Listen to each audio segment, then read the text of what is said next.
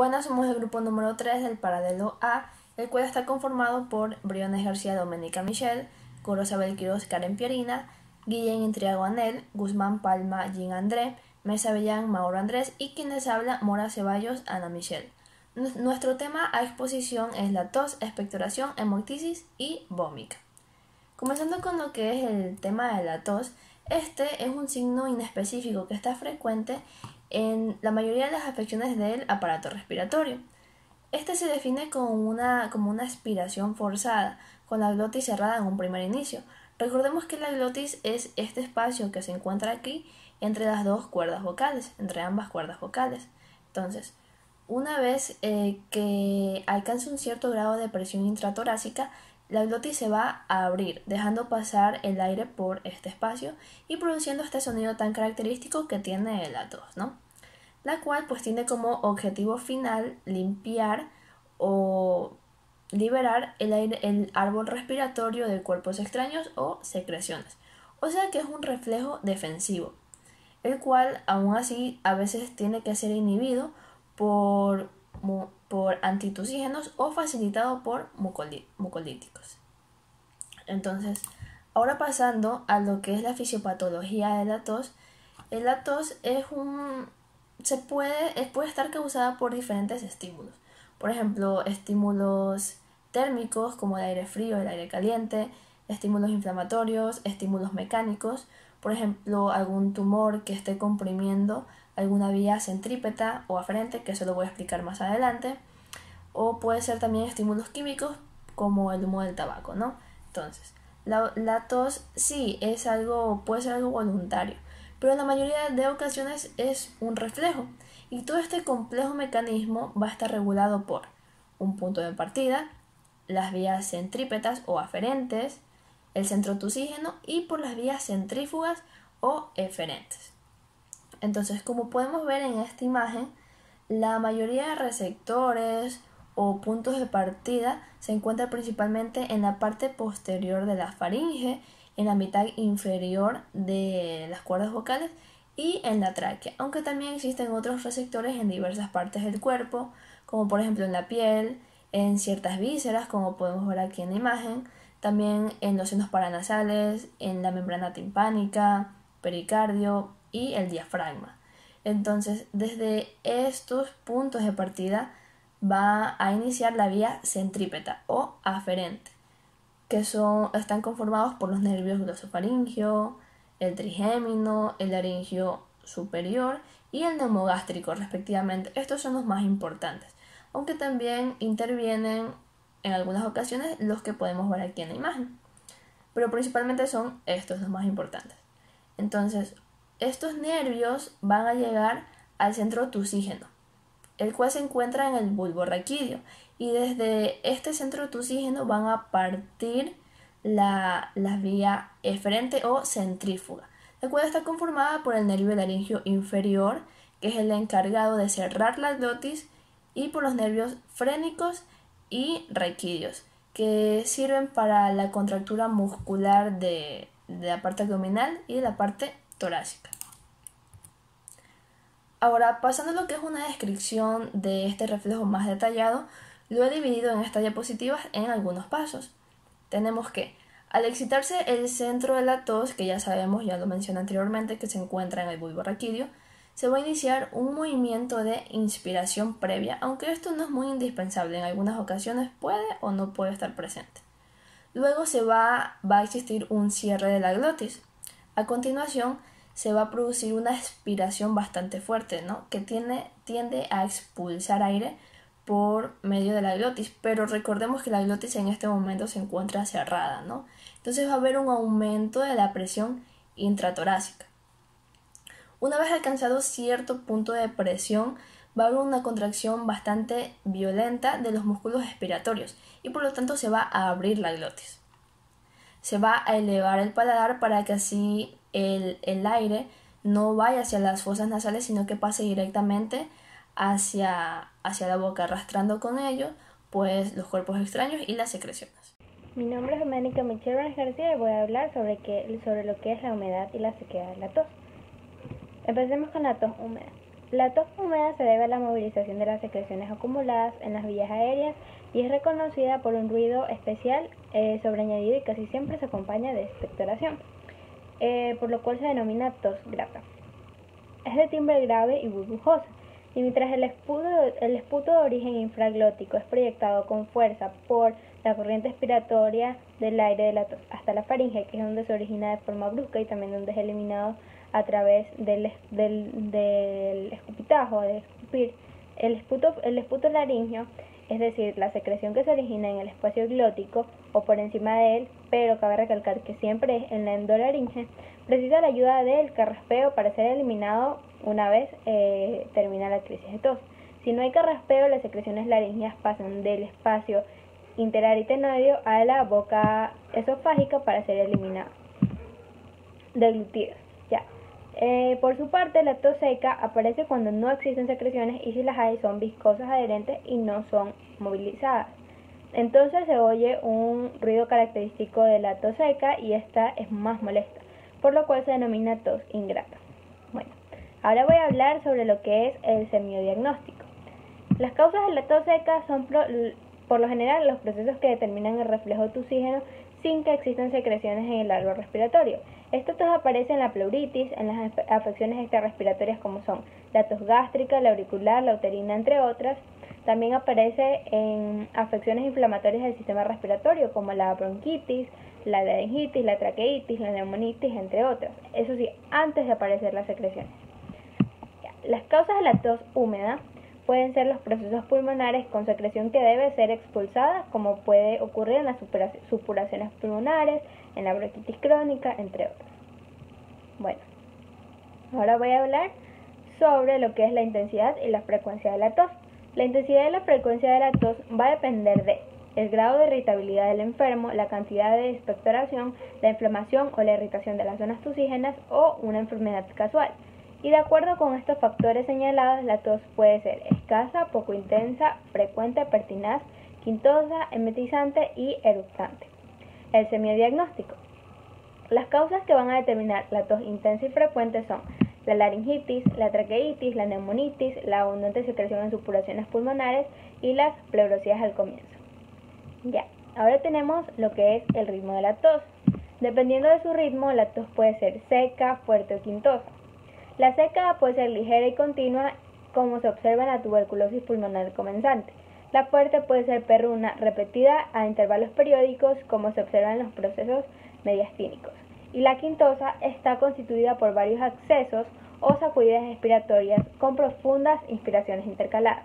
A veces esta tos es ruidosa y sibilante, y esto hace recordar el canto de un gallo, que son llamadas repeticiones o reprisas. La causa fundamental de lo que es la tos quintosa es la tos ferina, esta en su segundo periodo. Esta lleva ese nombre porque, según algunos autores, cada acceso tiene 5 reprises, y según otros, porque aparecen los accesos cada 5 horas. En la tos ferina, el espasmo de la glotis es muy intenso, con cianosis, aunque raramente se produce la muerte del paciente por asfixia. La crisis va a terminar con una expulsión violenta y escasa de mucosidad hialina. Ya.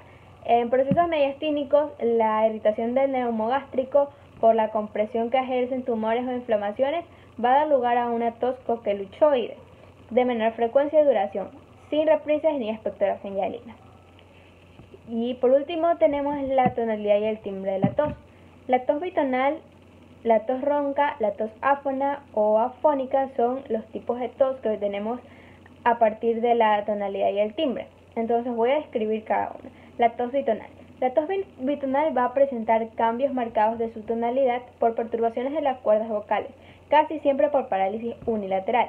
Por ejemplo, puede ser la aneurisma de la aorta, tumores que van a comprimir el nervio recurrente, entre otros. La tos ronca tiene un timbre particular comparado a veces con el ladrido de un perro, denominada tos perruna. Esto va a aparecer en lo que es la laringitis, sobre todo en la tos difterica o cruda. Y por último tenemos la tos afonabofónica, que tiene un timbre apagado o también determinado velado. Esta aparece en la laringitis tuberculosa o en el cáncer, o también puede ser por parálisis de las cuerdas vocales. Esto se debe al mal cierre de la glotis y se observa también en los enfermos debilitados o afectados de parálisis sin fuerzas para lograr una tos con suficiente intensidad. Bueno, ahora vamos a hablar sobre lo que es la tos emetizante. La tos emetizante es una tos quintosa que provoca lo que son los vómitos. Esta de aquí es también conocida como la tos de Morton y se da principalmente en lo que son los niños. Bueno, lo primero que vamos a ver es su fisiopatología. Encontramos que la excitabilidad de la mucosa gástrica hace que se dilate lo que es el estómago al momento en que nosotros ingerimos los alimentos. Una vez que el estómago está dilatado, este de aquí rechaza lo que es el diafragma y comprime la base del pulmón izquierdo. Ahora, esta compresión de por sí o ya sean por algunos movimientos de las secreciones ocasionan lo que es la tos quintosa. Y a su vez, esta tos quintosa ocasiona lo que es el vómito debido a los movimientos bruscos que ejerce el diafragma y los músculos abdominales expiratorios en el momento en que la persona está tosiendo. Ahora, el pronóstico de esta tos es grave principalmente en las personas que tienen tuberculosis debido al déficit alimenticio con adelgazamiento y también a la caquexia que provoca, es decir, a un deterioro del estado general.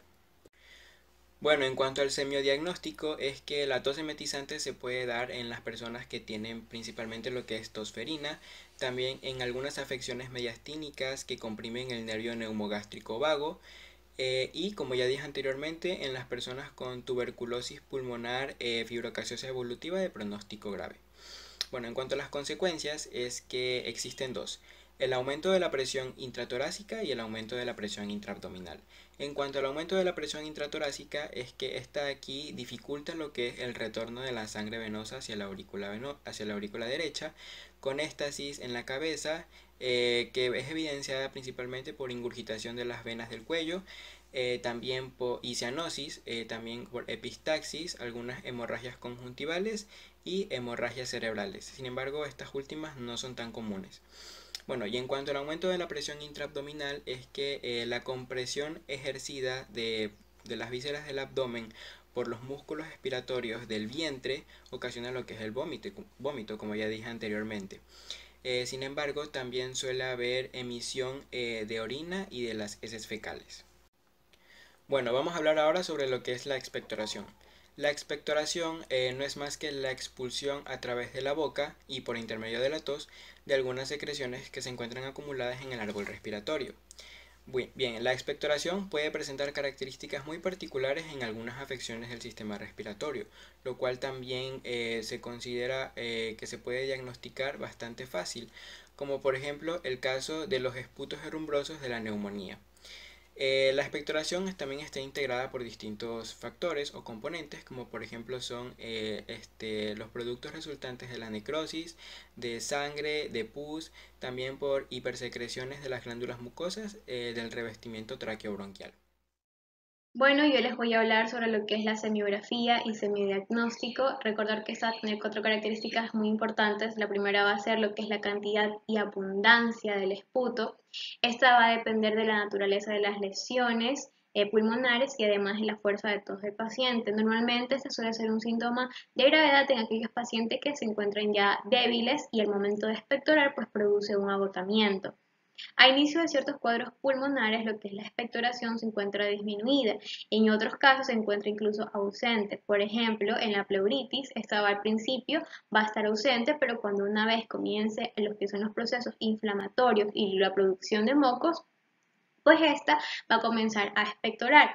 Normalmente suelen o no tener horarios. En el caso de grandes abscesos, pues si lo tienen, se dan más en la que es en la zona de en la hora de la mañana, ya que produce un cambio de posición del paciente y da lo que es la expulsión del moco de los bronquios. También tenemos lo que es la viscosidad y la consistencia, que esta va a estar en dependencia de lo que es la cantidad de agua, de mucus y detritus que contenga. Normalmente suele estar adherido, este es en el caso de la neumonía y de lo que es el asma bronquial, también puede ser un poco más purulento.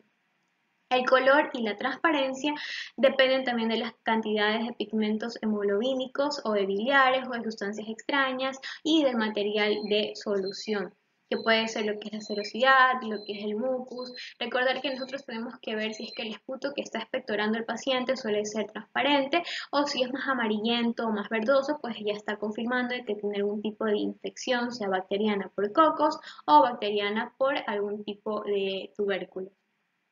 También tenemos lo que es el olor y sabor subjetivo, que esto normalmente no se da tanta importancia, pero existen pacientes que al momento de decir estas características podrían ayudar a un mejor diagnóstico. En el caso de olor, pues existen pacientes que dicen que ya tienen un olor mucho más fétido y aquí estarían comprobando la existencia de bacterias anaeróbicas. Y el sabor, pues aquellos pacientes que tienen un sabor más sanguinolento, que ya tienen un sabor más a sangre, que es cuando el esputo viene combinado con lo que es la sangre. También tenemos tipos de expectoración, tenemos 5 tipos diferentes, comenzando con lo que es la mucosa. Bueno, esta va a ser transparente, incolora, con numerosas burbujas de aire, que esta van a estar en lo que es la bronquitis catarrales y lo que es en el asma bronquial.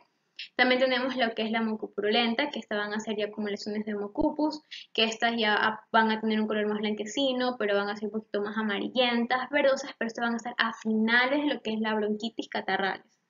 Tenemos lo que son las purulentas, que esta van a ser ya una coloración más maravillosa, verdosa, va a tener un olor mucho más fétido y se van a encontrar en los grandes abscesos pulmonares. Tenemos la cerosa, que esta, bueno, es transparente, mucho más líquida o ligeramente, normalmente teñida de rosado. Y por último tenemos la sanguinolenta, que esta va a ser un esputo ya punteado de sangre, que viene, bueno, acompañado de sangre, que se puede dar cuando el paciente ya tiene un infarto pulmonar agudo o una tuberculosis. Continuando con la hemoptisis, esta se define como la expectoración de sangre proveniente del árbol respiratorio, la cual va a producir un esputo que puede estar mezclado con secreciones, lo que denominamos como expectoración hemoptoica, o bien puede ser sangre pura. Cuando a su comienzo, esta se presenta con un golpe de tos brusco, precedido de dolor y calor retroesternal, que también se suele referir como una comezón a nivel de la faringe y que va a dejar un sabor salobre en la cavidad bucal, es decir, salado. Cuanto a sus características, una de las más importantes será la calidad de la sangre, que como observamos a la derecha, donde observamos una hemoptisis real, esta sangre va a ser de un color rojo futilante, es decir, brilloso, y que va a estar aireada, va a presentar burbujas de aire, que es su característica más importante. Se presentan también síntomas asociados, como es la taquicardia y la fiebre, donde la fiebre es muy importante ya que indica gravedad y casi siempre se da por una generalización tuberculosa. En el examen físico solo vamos a realizar la auscultación y esta permite determinar los signos de la lesión que están originando el sangrado y también se apreciarán estertores subcrepitantes por la sangre que se encuentra en los bronquios. Continuando con la fisiopatología, para entenderlo un poco mejor debemos recordar que el aparato respiratorio presenta una doble irrigación sanguínea, uno que está dado por el sistema de las arterias pulmonares, que tienen una presión baja, y el otro por el sistema de las arterias bronquiales proveniente de la aorta torácica. Ahora sí, continuando con los mecanismos fisiopatológicos, tenemos la hiperemia pulmonar, que es un aumento de la irrigación sanguínea pulmonar, la cual se puede presentar una congestión activa inflamatoria o una congestión pasiva.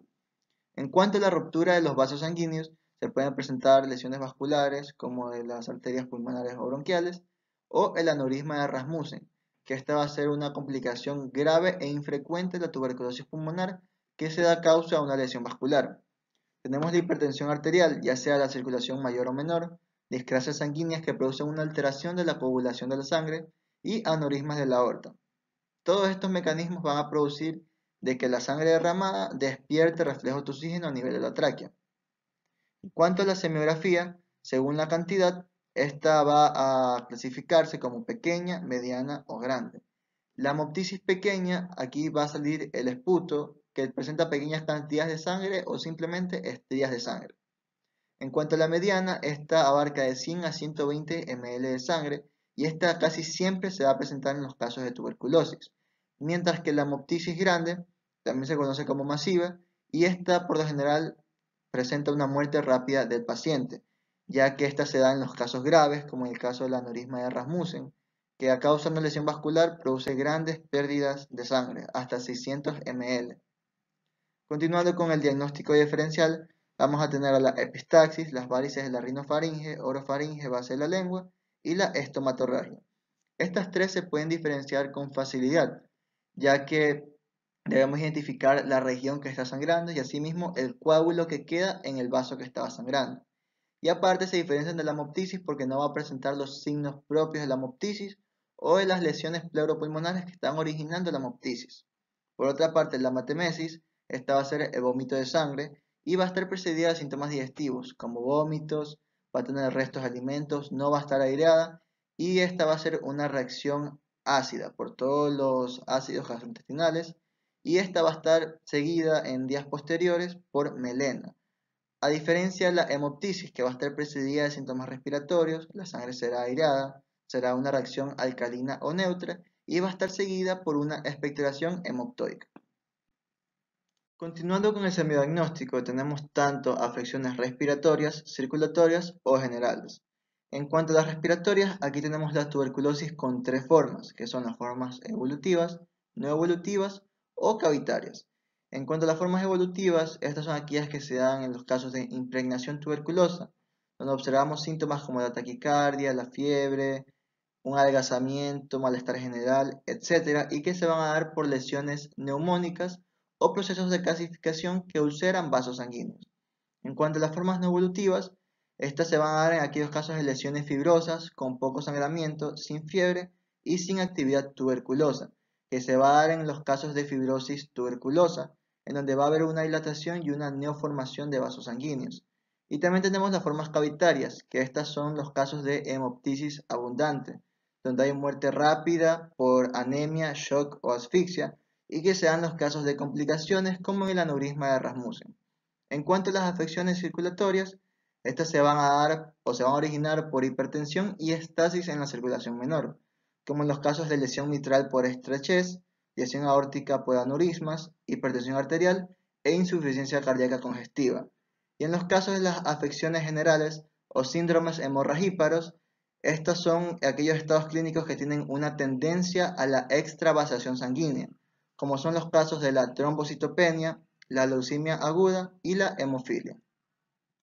Vómica. La vómica es la evacuación brusca al exterior por vía respiratoria acompañada de quinta de tos y de asfixia, de una colección de líquidos generalmente purulentos que acaban de abrirse en los bronquios. En cuanto a la semiografía, la vómica puede aparecer bruscamente o precedida de una expectoración sanguinolenta.